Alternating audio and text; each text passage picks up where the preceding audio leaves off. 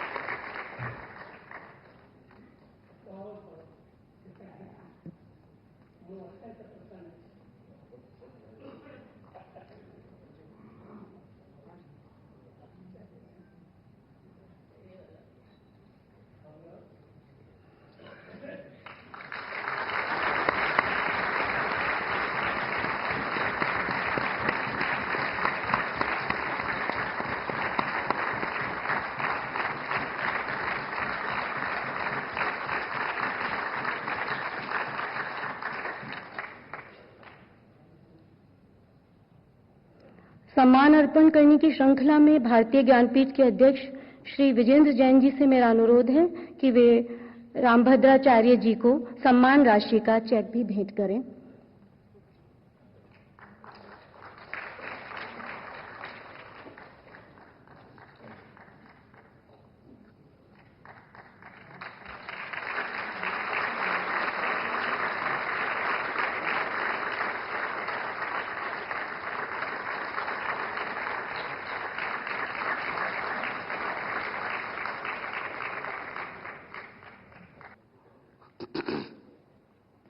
श्रेहि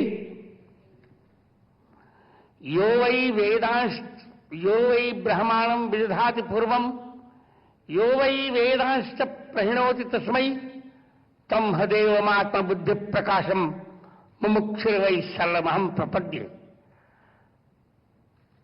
रामाय रामभद्राय रामचंद्राय वेधसे रघुनाथाय नाथाय सीताया पते नमः।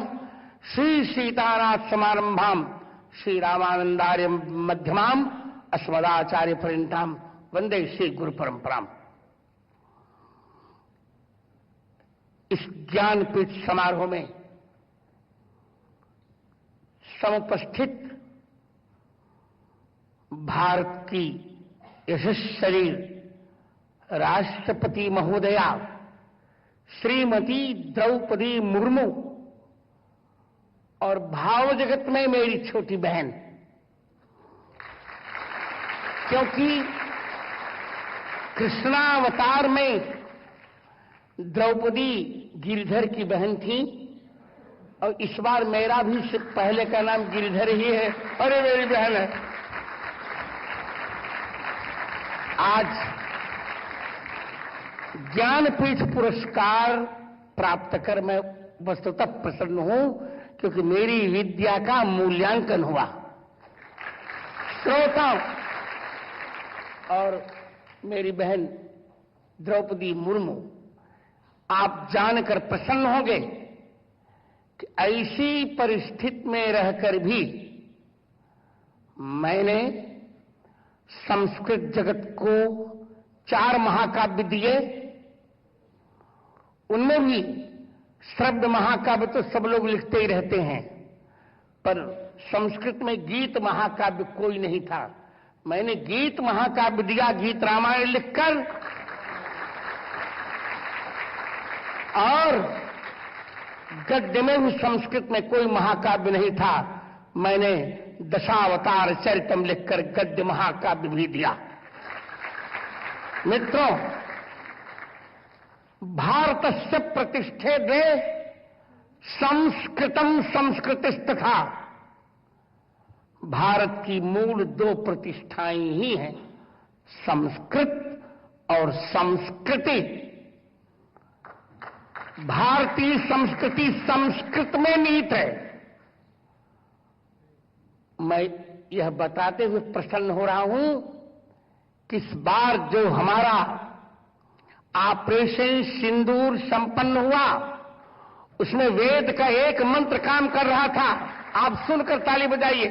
वेद का एक मंत्र काम कर रहा था, योस्मान धूर्वती तम धूर वयम वयम धूर्वामः। जो हमें मारना चाहे उसे हमें पूर्ण रूप से समाप्त कर देना चाहिए। इसी वैदिक मंत्र को आधार बनाकर राष्ट्रपति महोदया के निर्देश पर मेरे मित्र भारत के यशस्वी प्रधानमंत्री नरेंद्र मोदी ने तीनों सेनाओं के सहयोग से ऐसा अचूक प्रयोग किया, एक भी व्यर्थ नागरिक नहीं मारा गया और शत्रु के दांत खट्टे हो गए। आतंकवादी सर्वतः समाप्त। और हम तब तक अभी विश्राम नहीं लेंगे जब तक पीओके हमको नहीं मिल जाता। मित्रों, मैंने कुछ नहीं गाया। शेर, आप गंभीरता सुनिए। शेर, शायरी, कव्वाली कुछ नहीं गाया। मैंने मनोरंजन नहीं किया। आप मेरी बात सुनने देंगी महोदया को तो अच्छा लगेगा। मैंने मनोरंजन नहीं किया, मन का रंजन नहीं किया।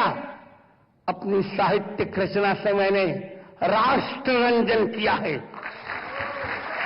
और मैं ये मानता हूं कि राष्ट्र देवो भव की अवधारणा ही हमारी मूल अवधारणा है। यदि वेद ने चार को देवता माना, मातृदेवो भव, पितृदेवो भव, अतिथि देवो भव, आचार्य देवो भव, तो मैं एक पंचम प्रस्थान उपस्थित करता हूं, राष्ट्र देवो भव। हमारे वेद ने कहा, प्रादुर्भूतोस्मि राष्ट्रेस्मिन् कीर्तिमृद्धिम ददाति में। मित्रों, अपने 4 महाकाव्यों में मैंने कश्मीर की भी चर्चा की। जगत गुरु रामानंदाचार्य चरितम के 22वें सर्ग के 95वें श्लोक में मैंने स्पष्ट लिखा है, या कश्यप शास्त्र पुरा तपस्थली, या बोध बोधायन सद्वसुंधरा, सामेद्य कश्मीर मनोज्ञ मेदिनी, सामेद्य कश्मीर मनोज्ञ मेदिनी, समदृश्यते शोणित मांस मेदिनी। महोदया, कभी एक प्रजापति की भूमिका निभाता है, कभी क्रांतदर्शी होता है, कभी मैंने कहा कभी मनोरंजन नहीं करता। जो मनोरंजन करता हो कभी हो भी नहीं सकता। कवि के जीवन में भारतीय भविष्य की एक रूपरेखा होती है और मैंने वही किया। आपको आश्चर्य लगेगा, बार बार मुझे कहा जा रहा था दृष्टि बाधित। मैं दृष्टि बाधित हूं ही नहीं, ये मेरा वरदान है। ब्रेल के बिना भी मैंने अपने जीवन में महोदया बहन द्रौपदी जी 99% से नीचे अंक कभी नहीं पाए। पीएचडी डीलिट सब कुछ करने के पश्चात भी लोग कल्पना नहीं कर रहे थे कि मैं बाबा बनूंगा, पर प्रभु श्री राम के प्रेम ने मुझे बाबा बना दिया। क्योंकि राम कौन है ये सभी जानते हैं। रा का अर्थ होता है राष्ट्र और मां का अर्थ है मंगल। जिससे राष्ट्र का मंगल होता है वही है लोकाभिराम भगवान राम। महोदया, एक और जहां महर्षि वाल्मीकि ने वाल्मीकि रामायण की रचना की, भिन्न भिन्न रामायणें लिखी गई, वहीं उड़िया में एक बड़ा प्यारा ग्रंथ है वैदेहीश विलास। उसमें उपेंद्र भंज ने कहा, राम मंत्र न प्रभावे मोर कवित्व उदित। समझ रहा? मैं अधिक कुछ न कहकर 2 वाक्य और कहूंगा। इस देश को यदि आतंकवाद से मुक्त होना है तो इसे राम सापेक्ष राष्ट्रवाद की परिकल्पना करनी पड़ेगी। इस देश को यदि संप्रभुता संपन्न होना है तो भगवान राम के दिव्य गुणगणों को कविताबद्ध करना पड़ेगा।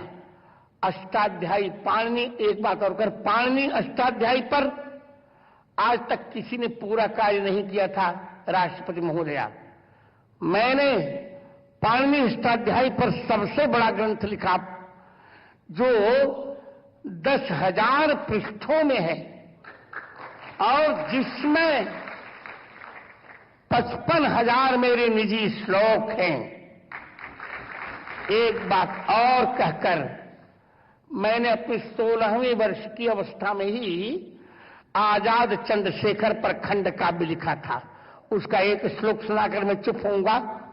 दृष्टम विधात्रा समताम न याति लोकत्रयम भास्वर भासुर भारतस्य तद्भारतान्यून मनेन चक्रे एकाक्षरेणास्य च नाम विश्वम। इसकी हिंदी है, ब्रह्मा ने देखा कि तीनों लोकों में भारत की किसी से तुलना नहीं की जा सकती। यह अद्वितीय और अजय है। इसीलिए ब्रह्मा ने भारत से एक अक्षर कम करके इस संसार का नाम विश्व रख दिया। उधर 3 अक्षर भारत, इधर विश्व।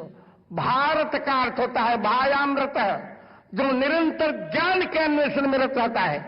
और यह ज्ञानपीठ, ज्ञानम पातीत ज्ञानपीठम, जो ज्ञान की रक्षा करता है उसे ज्ञानपीठ कहते हैं।